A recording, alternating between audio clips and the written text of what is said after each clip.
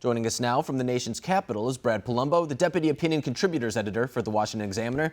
Brad, I was scared we weren't going to have a lot to talk about tonight. I mean, last night was kind of chaotic from the very beginning. A lot was happening, nothing that anyone was expecting. So I want to start off. How serious is this blunder for the Democratic primary as far as credibility and confidence goes moving forward in this process?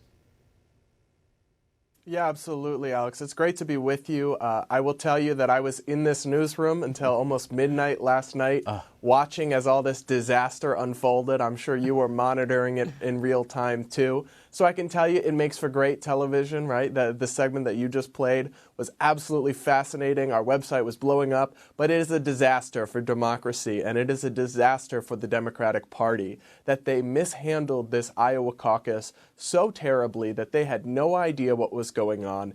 They were totally incompetent at counting up and tallying these votes. And unfortunately, I mean, you are absolutely correct to note that there's no evidence of any hacking or anything like that.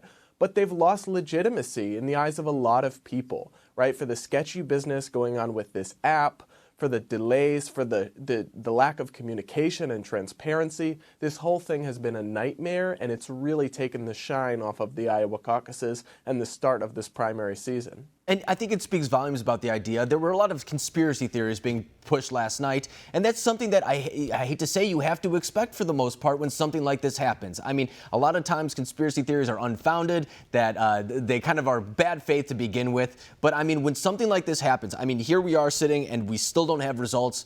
It's something that is pretty remarkable. I mean, I'm not saying that there's anything wrong that happened, but I mean, you even saw people on the campaigns saying that they were losing faith in the credibility of this system. They weren't necessarily ready to accept the findings of really if they were going to be released last night or today for that matter. So really, when it comes back to this too, who is the big loser? I mean, you could say voters, but you could even say some of the campaigns for that matter, especially the one that was supposed to be the winner. Am I wrong to say that? No, you're absolutely right in the sense that if, say that Bernie Sanders had won big, right?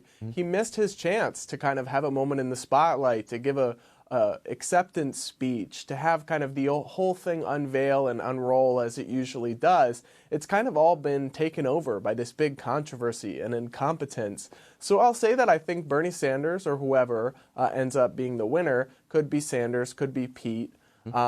They lost big because of this incompetence, but I think the Democratic message more broadly was harmed. Not just the voters. Obviously, they're disadvantaged by this kind of thing. But I think the Democratic message takes a serious credibility hit, right? When you can't even count up the votes of a caucus, but your agenda says, hey, let us plan everything. Let us plan your health care. Let us plan the environment. Let us plan the economy. You can't even plan a state caucus.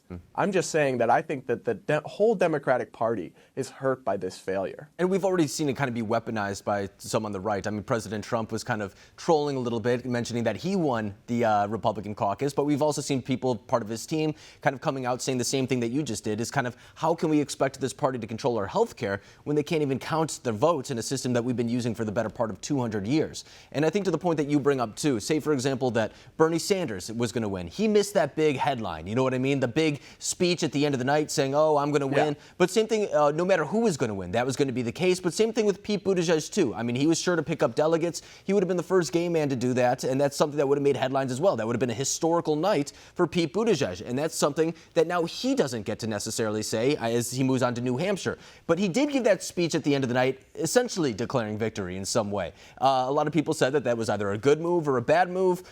He kind of took some flack for that this morning. Do you think that that was the right move for Buttigieg to do? No, I don't. I think it was bizarre, and I think it made the problem worse, not better, right? Because you have uncertainty, you have doubt, you have a lack of transparency. No one has access to these results.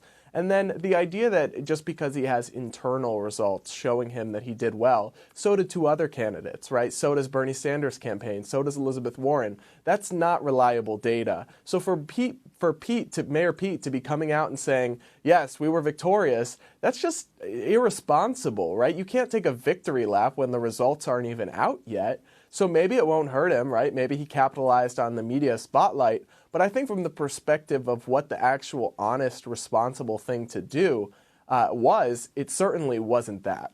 Yeah, and I think it's important to recognize, too, that that speech was given at something like 1 o'clock in the morning on the East Coast. It's not necessarily like there was a major audience tuning in for that speech, and now he wakes up this morning to kind of face the backlash, as we were saying before. But, I mean, an unprecedented night in the Iowa caucus. Brad Polumbo, thank you very much for breaking it down for us.